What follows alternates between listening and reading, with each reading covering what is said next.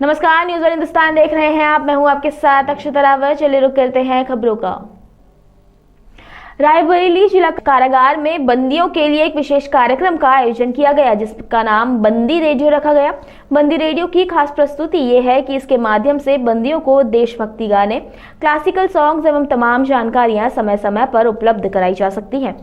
शासन के मंशा से जो भी निर्देशानुसार कार्य किए जाएंगे या कार्यों को बताया जाएगा, उन सभी बातों को अब बंदी रेडियो के माध्यम से प्रत्येक बंदी तक पहुंचाया जा सकता है। बंदी रेडियो बंदियों के लिए खास कार्यक्रम है ताकि उनका मन शांत रहे। बंदी रेडियो जेल के अंदर, महिला अस्पताल एवं सभी बैरकों में लगाया जाएगा। बंदी रेडियो बेसिकली एक तरीके का पब्लिक एड्रेस सिस्टम है, जिसका हम एडमिनिस्ट्रेटिव यूज़ भी करेंगे, जिसमें हम मुलाकात और बंदियों को कोई भी इंस्ट्रक्शन देना है, इसका प्रयोग किया जा सकता है। और उसके साथ ही साथ हम लोग इसमें जो निगेटिविटीज़ हैं बंदियों के अंदर, उसको भक्ति, देशभक्ति और जो क्लासिकल म्यूजिक है उसके माध्यम से दूर करने का प्रयास करेंगे। ये पूरे जेल में है और हर बैरक में, महिला बैरक, उसके बाद हॉस्पिटल, और इसकी जो क्वालिटी है, वॉइस क्वालिटी है, वो काफ़ी क्लियर है। और ये इंश्योर किया जाता है कि जब ये पब्लिक एड्रेस सिस्टम जब ये यूज में आए, जब ये चले, तो जो डे टू डे रूटीन है, मतलब जेल की जो बेसिक वर्किंग है, वो प्रभावित ना हो। तो इसलिए इसका जो आवाज़ होता है वो काफ़ी एक ऑडिबल रेंज में रखने की कोशिश किया जाता है, कि जिससे ये नॉइज़ पोल्यूशन की तरह ना दिखे, बेसिकली जो कानों को अच्छा लगे, उस स्तर पे रखना जाए। रायबरेली से सोनकर की रिपोर्ट। प्रधानमंत्री नरेंद्र मोदी ने भारत मंडपम में अंतर्राष्ट्रीय सहकारिता गठबंधन वैश्विक सहकारी सम्मेलन 2024 का उद्घाटन किया और संयुक्त राष्ट्र अंतर्राष्ट्रीय सहकारिता वर्ष 2025 की शुरुआत की। वैश्विक स्तर पर सहकारिता की शीर्ष संस्था अंतर्राष्ट्रीय सहकारिता गठबंधन के 130 साल के इतिहास में आईसीए वैश्विक सहकारी सम्मेलन और आईसीए महासभा का आयोजन पहली बार भारत में हो रहा है।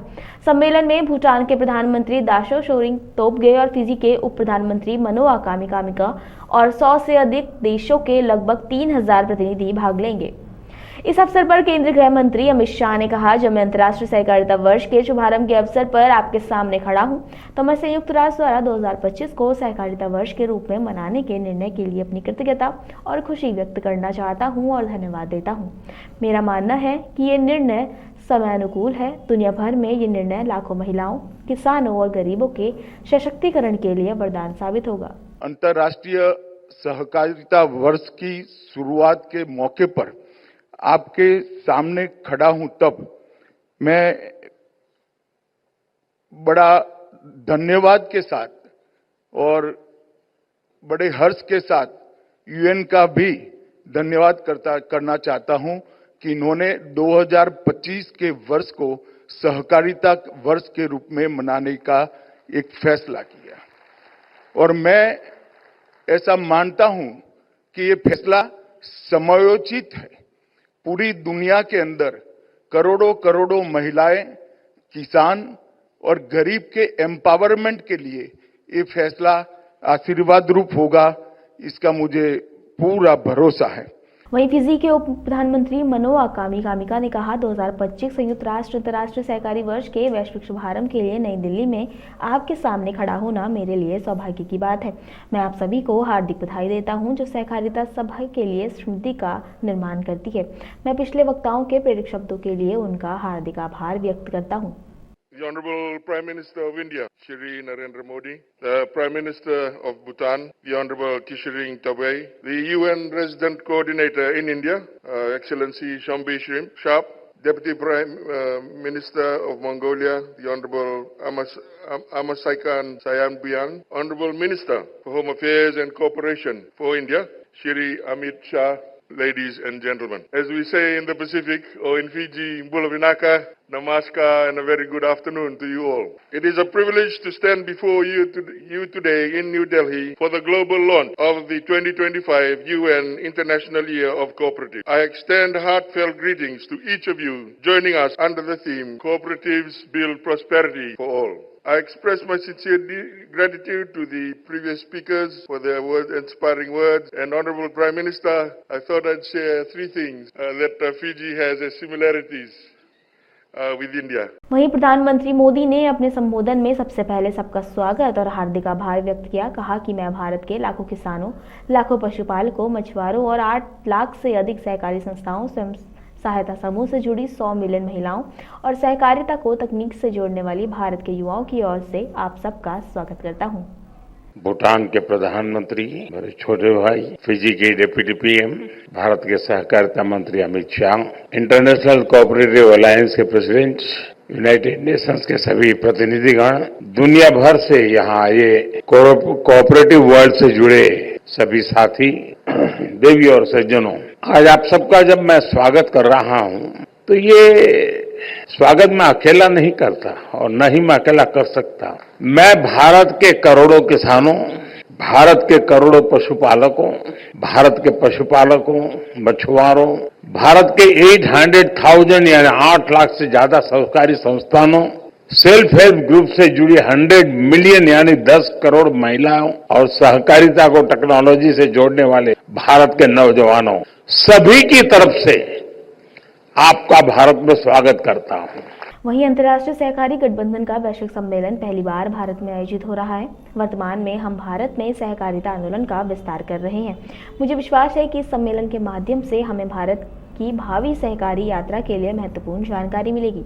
Global conference of the international cooperative alliance का आयोजन भारत में पहली बार हो रहा है। भारत में इस समय हम कोऑपरेटिव मूवमेंट का नया विस्तार दे रहे हैं। मुझे पूरा विश्वास है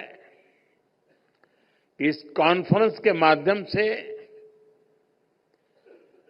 भारत की फ्यूचर कोऑपरेटिव जर्नी के लिए जरूरी इंसाइट मिलेगी और साथ ही भारत के अनुभवों से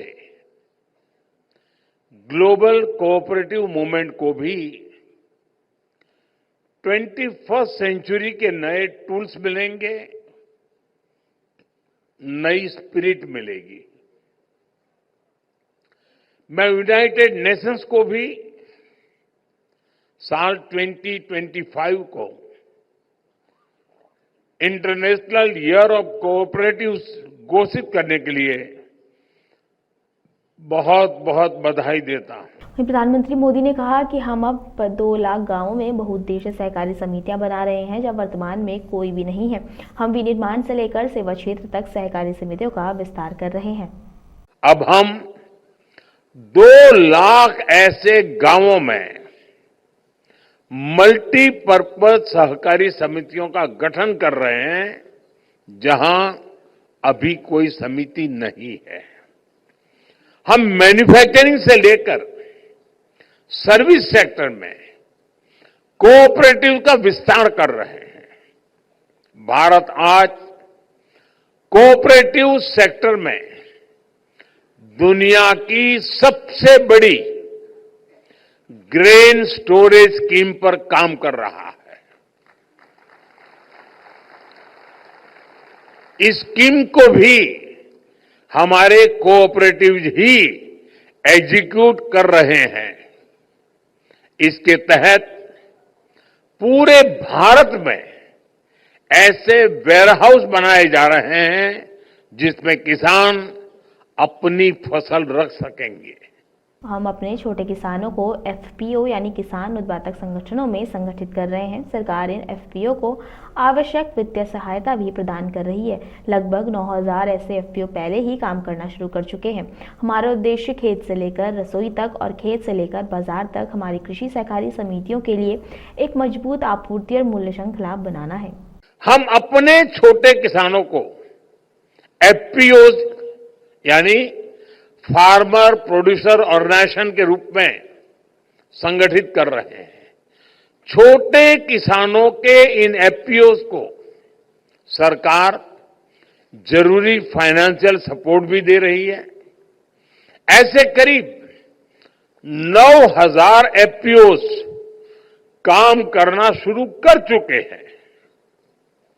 हमारा प्रयास है कि हमारे जो फार्म कोऑपरेटिव्स हैं, उनके लिए फार्म से लेकर किचन तक, फार्म से लेकर मार्केट तक एक सशक्त सप्लाई और वैल्यू चेन बने। इसके लिए हम आधुनिक टेक्नोलॉजी का इस्तेमाल कर रहे हैं।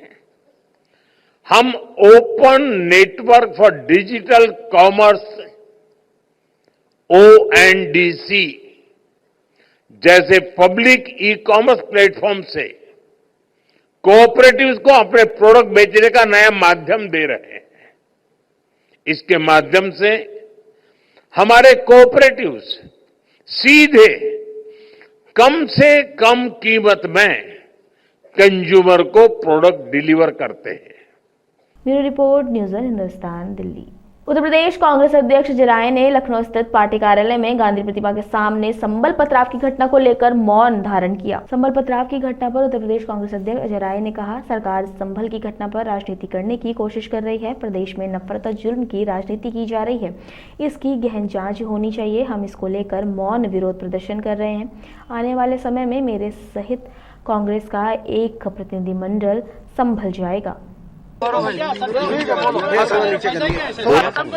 पूरे प्रदेश के अंदर ये सरकार संभल में जो घटना हुई उससे पूरे प्रदेश के अंदर नफरत की जो राजनीति कर रही है उसका ये पूरी तरीके से दुष्परिणाम है। ये पूरी तरीके से पूरे प्रदेश के अंदर नफरत की राजनीति और प्रताड़ित करने की राजनीति हो रही है। जिस तरीके से वहाँ 5-5 लोग मारे गए हैं, इसकी न्यायिक जांच होनी चाहिए और जो भी जिस तरीके के जो इसमें लोग शामिल हैं उनके खिलाफ दंडात्मक कार्रवाई, उनको गिरफ्तार करके जेल भेजा जाए। आप लोग मौन करने जा रहे हैं? निश्चित तौर से हम मौन भी करने जा रहे हैं और आने वाले समय में पूरा कांग्रेस का डेलीगेशन मैं स्वयं संभल जाऊंगा।